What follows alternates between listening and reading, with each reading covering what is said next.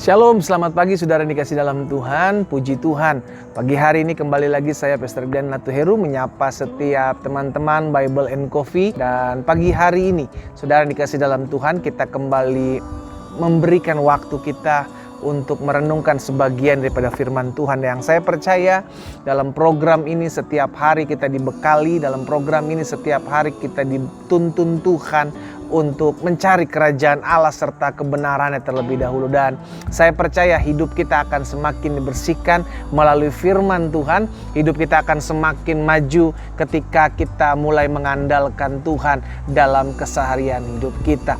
Puji Tuhan. Nah, teman-teman Bible and Coffee, pagi hari ini kita akan kembali merenungkan firman Tuhan dan kita berdoa, kita datang kepada Tuhan.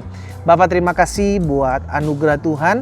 Terima kasih buat kasih setia Tuhan dalam hidup kami. Kami bersyukur karena hari ini adalah hari yang Tuhan jadikan bagi setiap kami, sehingga pagi hari ini kami boleh ada sebagaimana kami ada, dengan tidak kekurangan suatu apapun. Kami boleh ada dalam pemeliharaan Tuhan. Dan hari ini ya Bapa, sebelum kami melakukan aktivitas kami mohon tuntunan-Mu, pimpinan-Mu dalam roh-Mu melalui firman-Mu, sehingga sepanjang hari ini menjadi hari berkat, hari mujizat, hari di mana kami mengalami perjumpaan dengan Tuhan. Bicara bagi masing-masing kami ya Allah Roh Kudus, kami siap mendengarkannya di dalam nama Tuhan Yesus kami berdoa. Haleluya. Amin, amin, amin. Puji Tuhan. Nah, saudara dikasih dalam Tuhan, pagi hari ini saya mau sama-sama kita belajar satu kebenaran firman Tuhan yang saya ambil dalam Lukas pasal 23 ayat 34a. Lukas pasalnya yang ke-23 ayat 34a. Yesus berkata, "Ya Bapa, ampunilah mereka, sebab mereka tidak tahu apa yang mereka perbuat." Saudara, perkataan ini adalah perkataan yang fenomenal, saudara dikasih dalam Tuhan. Yesus melepaskan pengampunan kepada setiap orang-orang yang menyalibkan Dia. Yesus berkata, "Ya Bapa, ampunilah mereka, sebab mereka tidak tahu apa yang mereka perbuat." Ini yang saya selalu bilang, apa yang ada dalam hati akan terpancar keluar. Apa yang ada dalam hati setiap kita itu yang akan keluar dari mulut kita. Sehingga hari ini kita belajar dari satu perkataan Yesus yang dahsyat dan luar biasa yang kita pelajari pagi hari ini. Kok bisa Yesus memberikan pengampunan bagi orang-orang menyalibkan Dia? Kok bisa Yesus melepaskan pengampunan bagi orang-orang yang jahat terhadap Dia? Saudara dikasih dalam Tuhan, karena Yesus bisa, maka Yesus memberikan perintah bagi pengikutnya, bagi anak-anaknya, bagi murid-muridnya, saudara dan saya, supaya kita juga melepaskan pengampunan bagi orang-orang yang menyakiti kita, bagi orang-orang yang bersalah kepada kita, bagi orang-orang yang terkadang Tuhan izinkan terjadi dalam kehidupan kita untuk memfitnah kita, untuk merancangkan yang jahat dalam hidup kita. Tuhan ingatkan, ampunilah mereka. Itu sebabnya ada perkataan-perkataan Yesus yang sering kali membuat kita kira-kira bisa nggak ya saya melakukannya sebagai anak-anak Tuhan yang hidup di tengah-tengah zaman dunia yang jahat ini. Jika pipi kirimu ditampar, beli pipi kananmu. Berilah kepada mereka jubahmu ketika mereka meminta bajumu. Sudah dikasih dalam Tuhan. Hal-hal tersebut yang perlu kita pelajari. Kenapa? Kok bisa ya? Karena saya percaya tidak mudah untuk kita melakukan hal ini.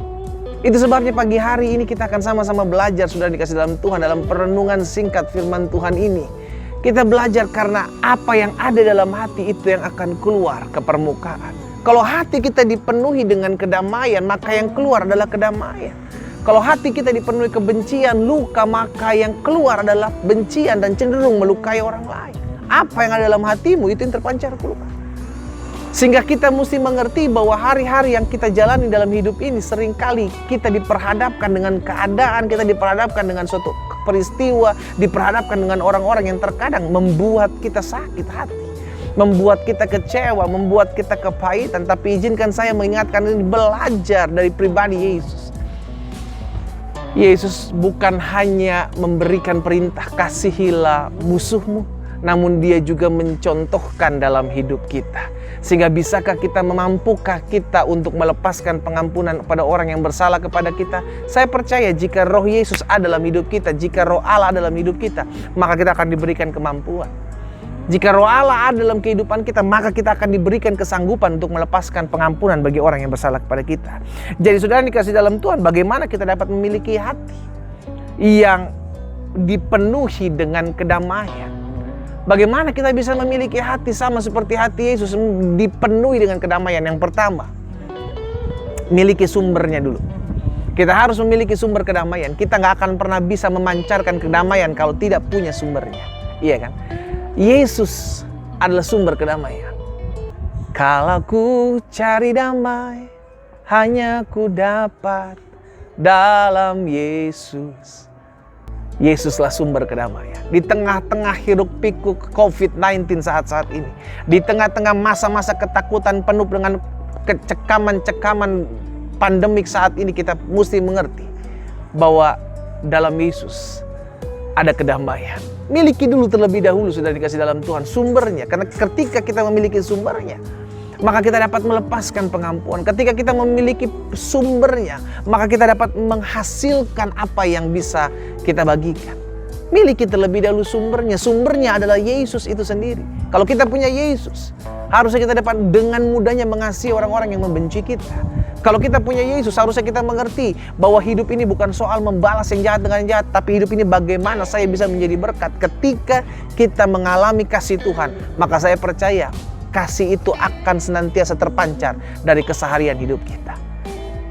Itu sebabnya Alkitab jelas katakan, berbahagialah mereka yang membawa damai, karena mereka akan disebut dengan anak-anak Allah. Sehingga akhirnya sudah dikasih dalam Tuhan, hanya anak-anak Allah yang bisa membawa damai kemanapun mereka pergi. Perkataan kita adalah perkataan yang bawa damai. Sikap kita adalah sikap yang bawa damai. Jadi yang pertama sudah dikasih dalam Tuhan, bagaimana kita dapat memiliki hati yang dipenuhi dengan kedamaian. Yang pertama, miliki terlebih dahulu sumbernya. Pusatnya harus kita miliki.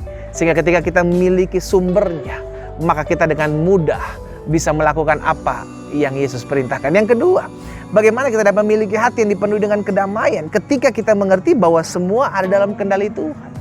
Seringkali kita sulit mengampuni, seringkali hati kita ada dan tinggal dalam kedamaian ketika apa? Ketika kita nggak menyadari bahwa semua dalam kendali Tuhan.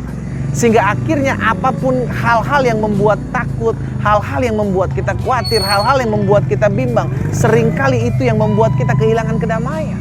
Seringkali hal-hal yang membuat kita takut, hal-hal yang membuat kita khawatir, hal-hal yang membuat kita bimbang adalah karena kita tidak mengerti bahwa semua dalam kendali Tuhan. Kalau kita mengerti semua dalam kendali Tuhan, sudah dikasih dalam Tuhan, saya percaya, maka ada kedamaian dalam hati kita. Kenapa? Karena saya tahu segala sesuatu boleh saja terjadi di luar kendali saya, tapi segala sesuatu terjadi dalam kendali Tuhan. Dan ketika saya percaya semua terjadi dalam kendali Tuhan, maka saya hidup dalam kedamaian, saya hidup dalam ketentraman, saya hidup dalam kekuatan.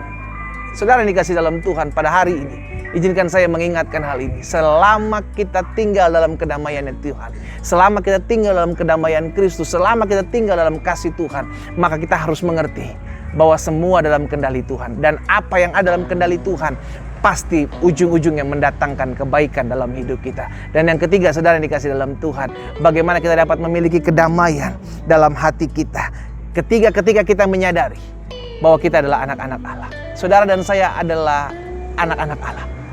Kita terpanggil untuk membawa damai di tengah-tengah dunia yang semakin hari semakin jahat, di tengah-tengah dunia yang semakin hari semakin kehilangan kasih, di tengah-tengah dunia yang semakin hari semakin tawar akan kasih. Kita hadir untuk membawa terang, untuk membawa damai. Karena itu izinkan saya sebagai hamba Allah mengingatkan buat setiap kita. Betul, kita tinggal di dunia, tapi jangan sampai kita pakai cara-cara dunia menghalalkan segala sesuatu. Betul, kita tinggal di dunia, tapi jangan sampai kita terkecoh dan akhirnya kita menjadi orang-orang dunia yang sulit sekali melepaskan pengampunan bagi orang-orang yang mungkin bisa saja bersalah kepada kita. 3 hal ini saya bagikan buat setiap kita, saudaraku. Sehingga di hari-hari ini, apapun yang terjadi, kita tetap memiliki damai di hati kita.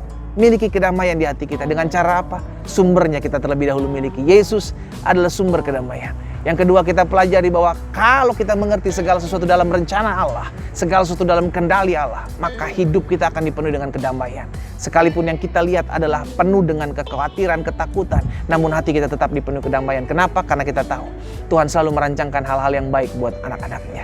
Dan yang ketiga, kita mengerti ketika kita ada sebagai anak-anak Allah, diutusnya kita untuk menjadi pembawa-pembawa damai.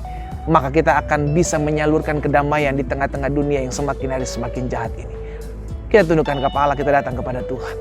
Bapa, dalam nama Yesus, tolong kami, sehingga di tengah-tengah hiruk pikuk dunia yang semakin hari semakin jahat, kami tetap boleh menjadi pembawa-pembawa damai. Kami boleh tetap menjadi pembawa-pembawa sukacita dimanapun kami berada. Tuhan, tolong kami.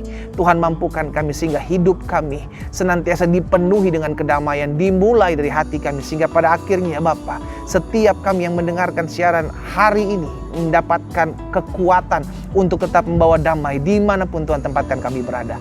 Hamba-Mu berdoa dan ucapkan berkat di dalam nama Tuhan Yesus Kristus kami berdoa. Haleluya. Amin, amin. Kita nikmati kopi kita, saudara dikasih dalam Tuhan.